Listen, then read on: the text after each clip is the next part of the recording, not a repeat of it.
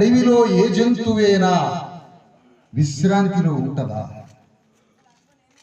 అడవిలో ఏ జంతువేనా విశ్రాంతి ఉంటదా?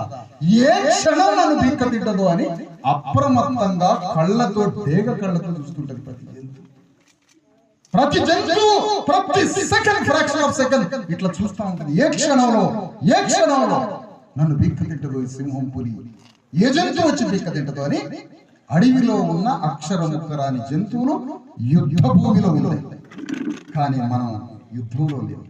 మనల్ని బిక్క తినే రాబందులు లాంటి శత్రువులు నీ ఊర్లో, నీవున్న ఊర్లో, నీ ముందే రెడ్డి రావులు మనల్ని బిక్క తింటే మనం విశ్రాంతి. కానీ అడవిలో ఉన్న జంతువు యుద్ధంలో. అంబేద్కర్ సిద్ధాంతం అంటే మనం యుద్ధంలో ఉండాలి. అదే అంబేద్కర్ సిద్ధాంతం. యుద్ధమే